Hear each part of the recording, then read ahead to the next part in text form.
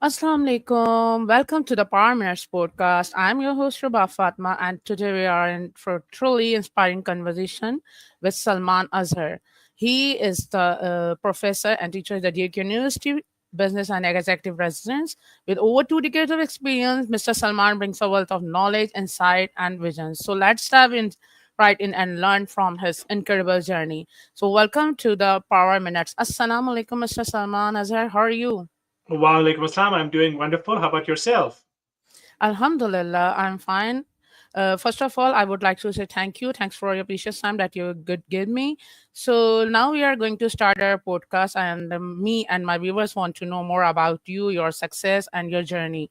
So first, my question is for you, your about your journey and vision. So, Mr. Salman, you have worked with some of the most innovative companies and funds over the past 2 decades. So, what inspired you to step into the world of venture capital, and how has your vision involved theirs?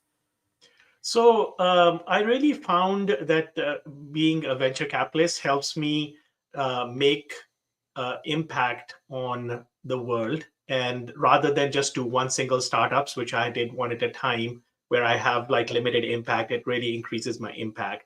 And also, with my experience, I can find value in companies, and I can invest money myself, and also make money for my investors. Mr. Salman Azhar, I want to know more about your short introduction and where you started your journey, who you are, what you work for the others companies and others organizations. Sure. So I was born in Lahore back in the 1960s, and I stayed in Lahore until I was 15 years old. I finished my O levels when I was 14, and at 15, I came to the United States and spent a year applying for colleges here. However, I wasn't able to get into any of the colleges because I was required to guarantee funds. And because I was required to guarantee funds, and my family didn't have enough money to support me through my college journey, I had to rely on a scholarship. So it took me 3 years to actually get a scholarship to a US university, which was Wake Forest University. And that's basically where I did my undergraduate. And after I did my undergraduate there, I came to Duke Universities for master's and PhD. The undergraduate experience, I really had an opportunity to prove myself, and I really worked really hard in order to get straight A's, and that made me a very good candidate to apply to the top universities. And then Duke gave me the highest fellowship as well, which is James B. Duke Fellowship. So it's kind of a very interesting kind of story in the sense that for 3 years I was trying really, really hard to get into college, and then once I got into college, I basically grabbed that opportunity with both hands, and I was very fortunate to be able to make it through my undergraduate years with flying colors, and then also come to Duke University for my master's and PhD.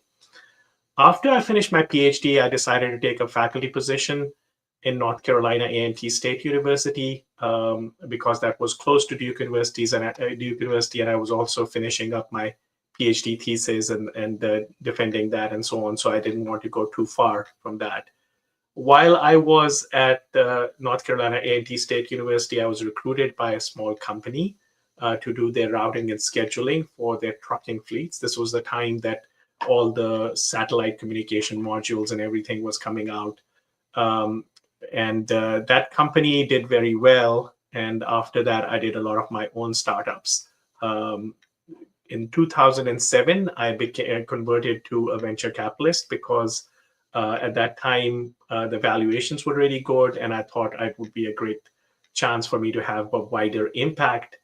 And yeah, and it worked out fairly well. And since then, I have been more on the VC side. In 2014, I came to Duke University. I was on a college tour with my oldest son, and Duke recruited me because they were starting the Duke Innovation and Entrepreneurship Initiative.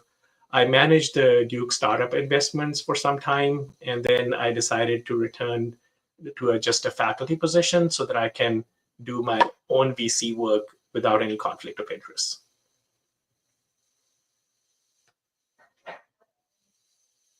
Amazing. As a faculty member at Duke University, so what mindset do you try to develop in your students?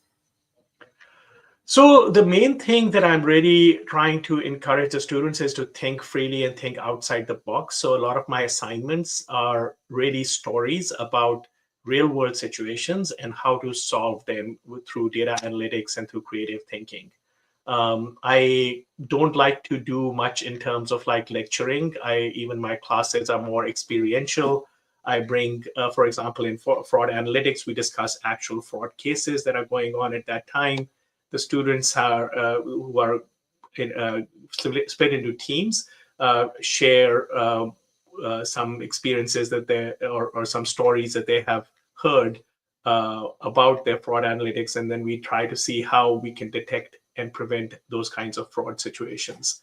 Um, I teach a couple of courses that are assignment based only, so there's no lecture component.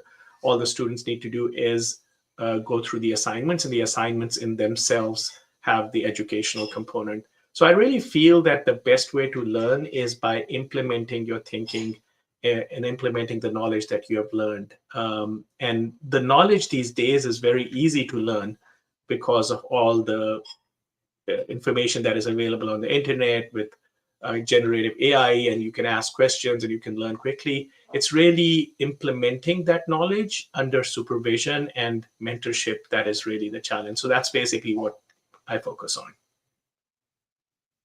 That's really great. So, which AI tools students mostly use? So I personally prefer Google Gemini, and I encourage its use because I believe it is a better tool, and that's what most of the technology people also agree. And if you really think about it, logically speaking, it makes sense because Google has more training data, and a lot of these tools require training. However, the students also use ChatGPT and Perplexity. These are the common tools they use for their AI learning.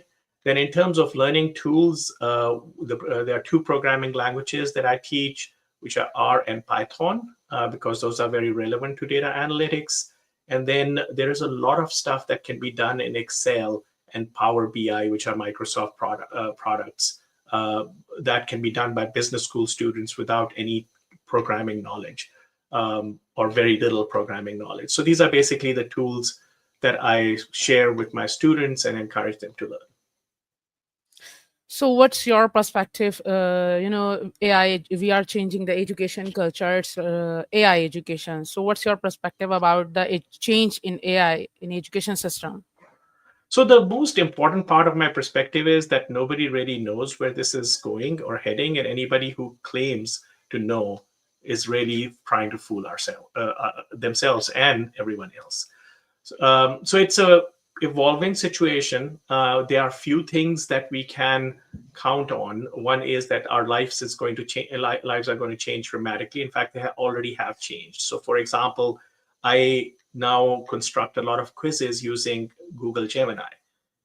Now, there are limitations that people do not understand. So, for example, when I ask Google Gemini to generate 100 quiz questions, there are only about 10 of those that I could actually use. So I still have to do a lot of work, but I can use AI as an assistive tool. That's basically where AI is right now. Now, I do not know whether it's going to take a year or 10 years for it to be to the point where I can just say, hey, I'm teaching this course. These are my slides. Do this quiz.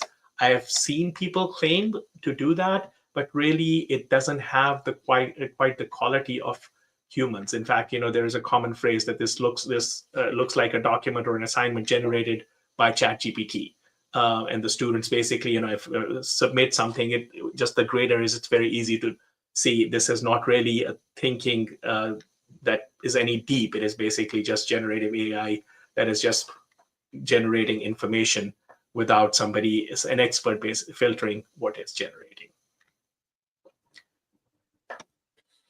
I want to know more about the, for your advice for inspiring entrepreneurs, especially from Pakistan. So, what advice would you give to young entrepreneurs from developing countries like, Pakistani who want to build global startups? So over the next few years, you have to be very flexible and very curious and learn whatever you can learn. And from an entrepreneurship perspective, it is not so much learning the tools without any purpose, but it is actually solving problems. Big entrepreneurial ideas have come out of solving problems and then finding the tools to solve those problems.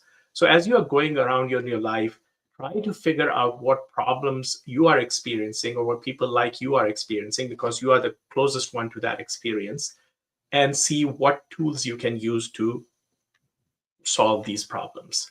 That is a much better approach than having the approach that I'm going to go learn AI, I'm going to learn prompt engineering, and so on and so forth. All those tools are easy to learn.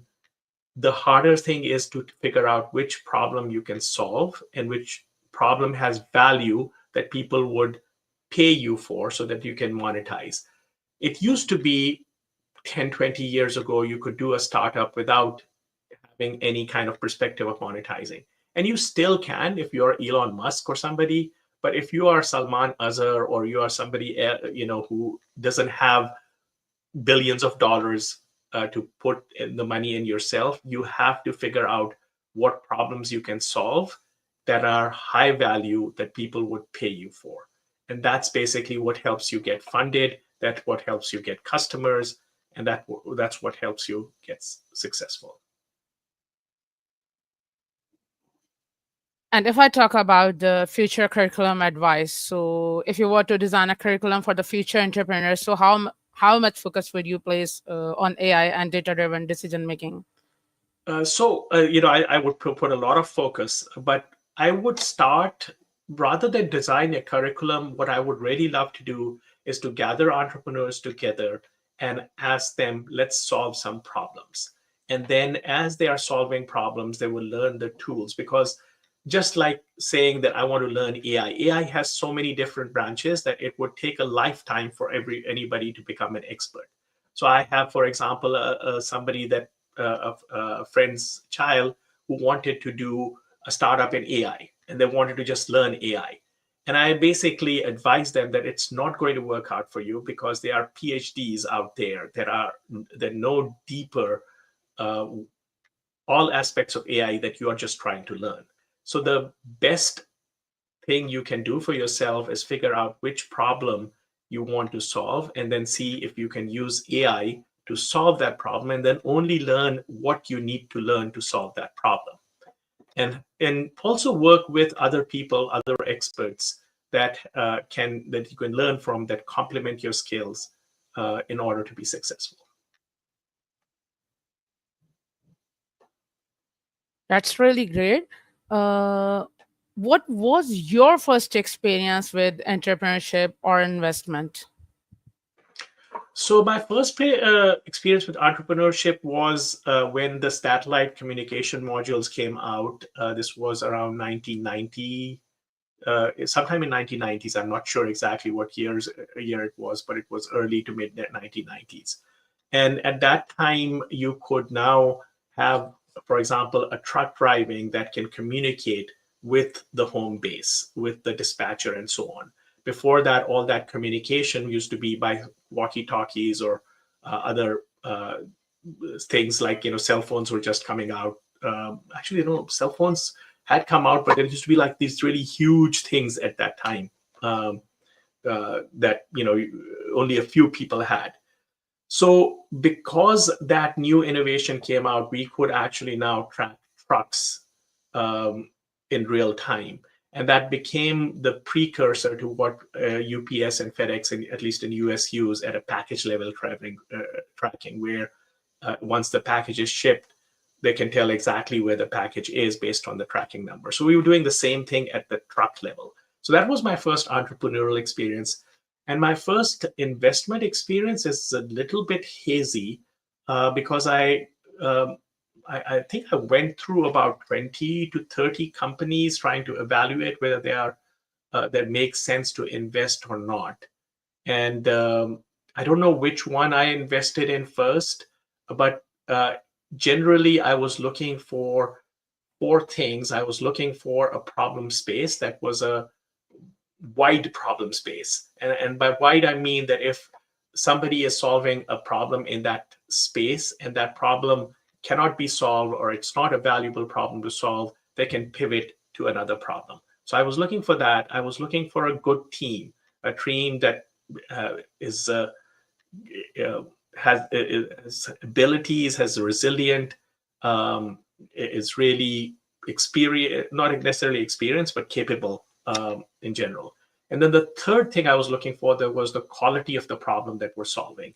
And by quality, I mean how valuable that problem was and how defensible that solution of that problem was once it was solved. And then finally, just the quality of the solution itself, that how good the solution was compared to what else is available in the market, and whether it can be imitated by others to attack or not. So these are the four principles that I had in mind. And originally, I joined angel network groups where I used to work with other angels to evaluate companies, and then slowly moved up to venture capital. As a part of Rehan School, we focus on the leadership skills. So, what's your perspective about the leadership skills in the students? What skills do they learn, and what experience they should gain about the leadership skills? So skills are some of the hardest things to teach because people are willing to be leaders, but they're not willing to pay the price to be leaders. And by paying the price, I mean that it takes a lot of hard work. It takes a lot of caring for other people because your mindset has to change from making yourself productive to making an entire team productive. So, there are these concepts of servant leaders and stuff, and that sometimes it becomes just like a fancy phrase. But the way, kind of like one of the ways, just as an example that I can use, is that when you're working as a leader, your first job is to do the things that you need to do to let other people do the jobs, and then do the job yourself. So and that in itself is a very hard thing to learn because by nature we are very selfish and we like to do what we are assigned to do, and all of a sudden you are responsible for other people. So it is very similar to becoming a parent, because up until you become a parent, you are dealing with adults. You don't have somebody that is solely dependent on you. Even if you're in a relationship or you're married, you're still dealing with an adult who can take care of themselves. But when you become a parent, you have to start putting your needs as second to your children. And that's basically what leadership, in my opinion, is about. And it's a process of learning by experience under mentorship. There are lots of questions that come up. I remember when I was the first time I was a leader, I didn't really know simple things like, how do I prioritize work for my team? And that was something that I had to learn by experience. And I had a tendency to do all the things myself because I felt it would take me time to explain it to somebody else on how to do that. And one of my mentors, who was my boss at that time, came to me and said, "Salman, your job is to do as little work as possible." And then he walked away. And it took me a while to understand what he really meant by that. And what he really meant by that is that I was trying to do all the work myself while my team was sitting idle. And that was not the most productive thing for the team. And also, it was not very productive for the individuals because they were not learning and growing. So, leadership, I just touch on one aspect of it, is a multidimensional thing, skill that comes over time under mentorship with experience. It's not just you can read a book on leadership and say, okay, I'm a leader now.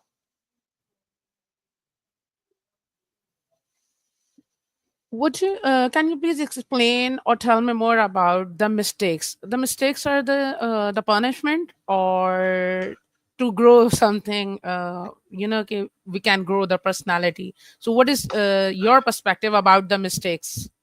My mistakes or other people's mistakes? Concept of mistakes. So, concepts of mistakes. So, I don't really think that mistakes is a concept. It's really learnings that is a concept. And sometimes you learn from mistakes, and sometimes you learn from making the right decisions. And when you make a mistake, as long as you're learning, it is going to be something that is going to benefit you in the long run. So, it's not really something that I want to come as, from a judgment perspective and judge a team member and saying, hey, you made a mistake. I really want to see, okay, this is the work you did. Let's see how we can improve this work. So it's not about mistakes, or it is not about, not mistakes. It is really at every time, how can you improve the work, and when is that improvement enough? Because, if you get into this continuous improvement cycle, you'll never stop. You will try to reach perfection, and sometimes good enough is actually better, in especially if it is done in time, compared to something that is not good enough, that keeps on going and going and going forever. So, what you have learned from your mistakes or the other experience? Any special thing?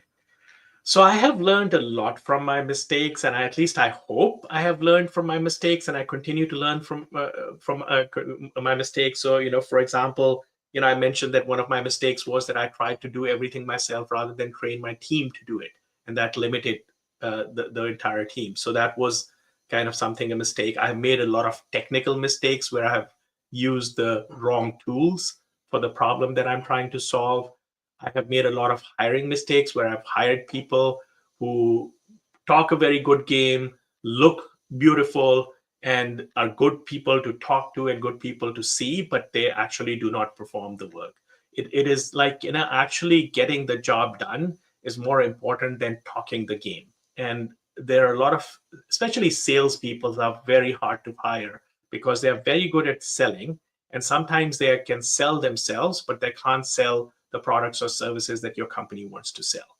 So I made a lot of hiring mistakes. And what I've learned is that the best way for me to hire is from people that I know, or get through reference of people that I know. Because everybody that gives me a reference of XYZ, if I don't know XYZ, XYZ is always going to give a great reference for the person that was referred. So I have never had like a situation where I ask somebody for references and they say, hey, these are the three references I have, and any of those references say bad things about the guy that I'm trying to hire.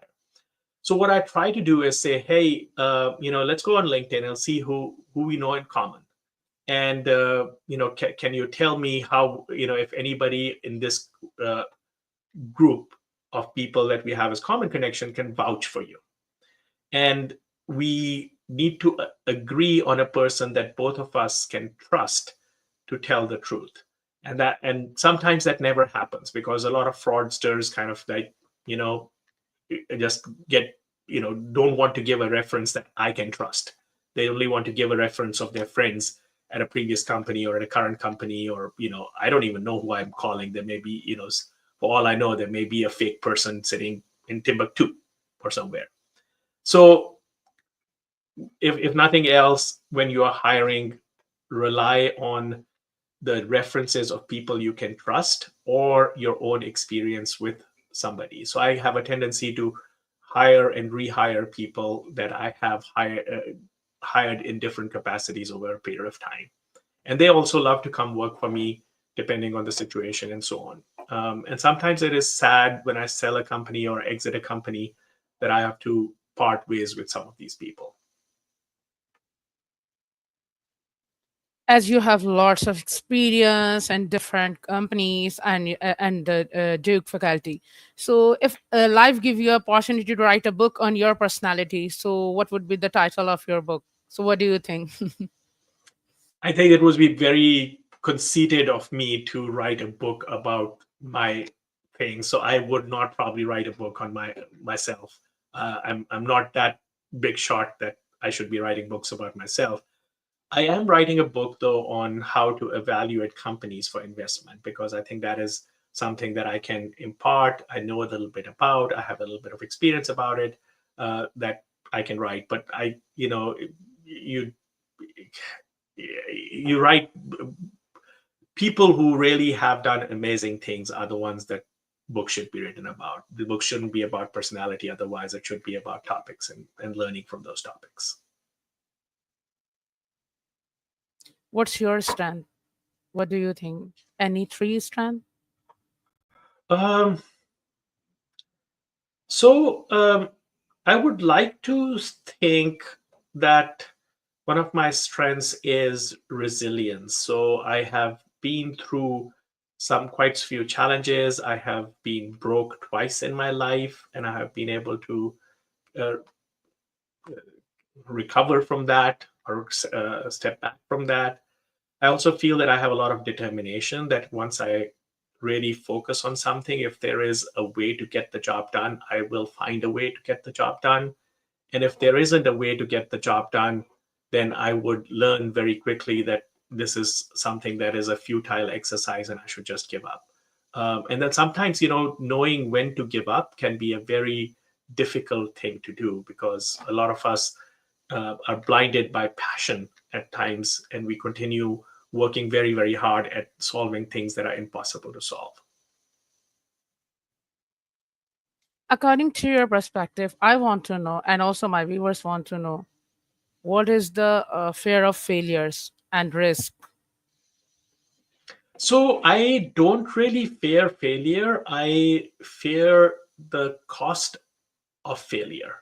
So if I am going to fail, it is actually good for me to fail with a low cost and a high benefit.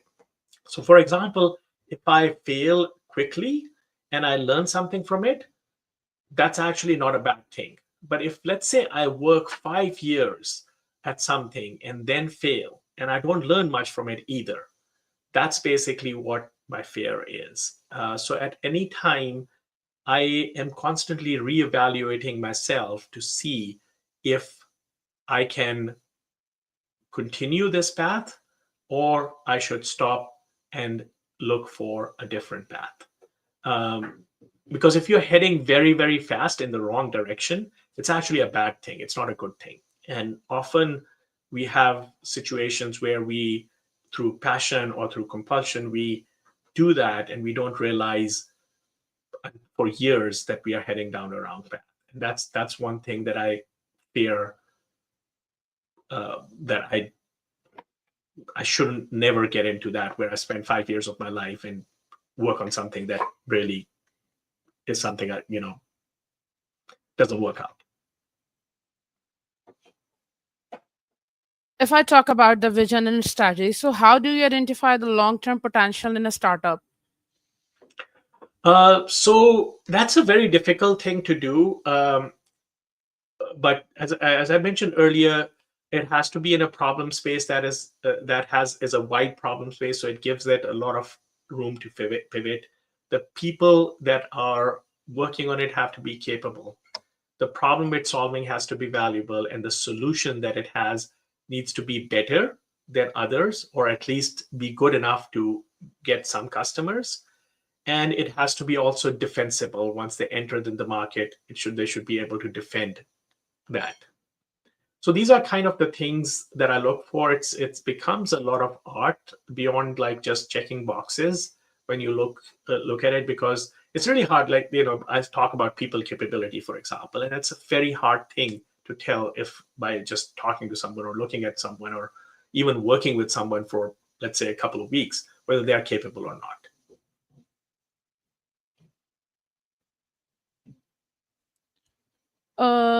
And if I talk about personal mindset and the fun fact, so what is one failure that secretly became your biggest blessing? Oh, so this was actually so I can't reveal the name of the organization, but I was once asked to leave an organization, and it was one of the best things that ever happened to me because I was working with terrible people, and at that time, it seemed to be a very difficult pill for me to swallow. But as I look back upon it, I am so glad that they let me go because that allowed me to kind of like spread my wings and just really grow without any constraints. And that and at that time, it didn't seem like that would be a good thing at all.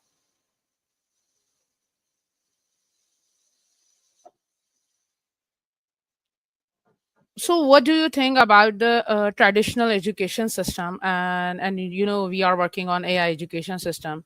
So, what's your perspective about this tradition difference between traditional and AI education system, especially in the Yeah. Pakistan?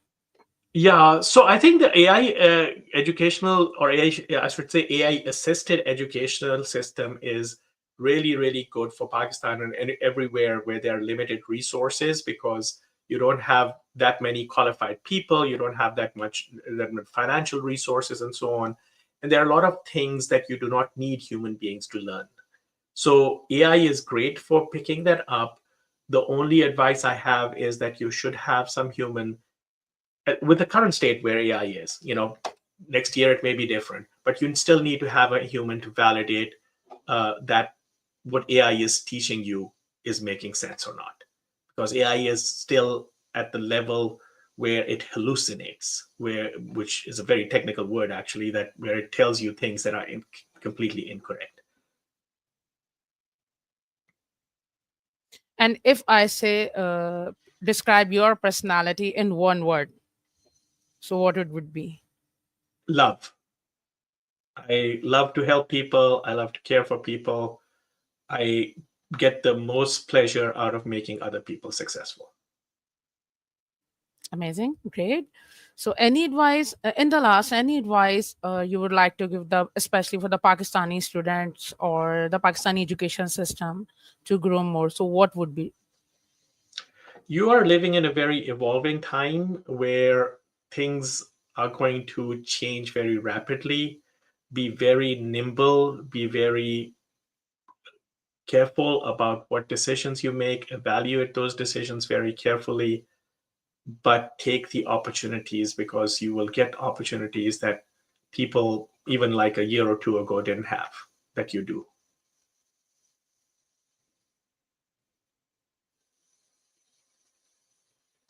Thank you so much, Mr. Salman Azhar, for your precious time, for the nice conversation, for the ideas and share and your experience.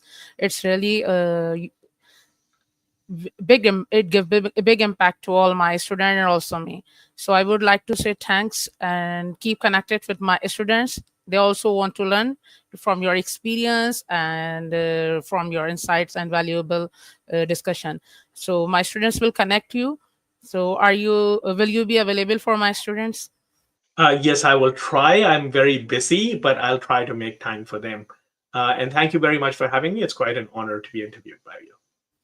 Thank you so much, so viewers. Inshallah, we will meet another guest with another podcast. So I would like to say bye, goodbye to Mr. Salman Azhar and also my audience. Inshallah, we'll meet you tomorrow with another guest. Bye bye. Inshallah. Bye.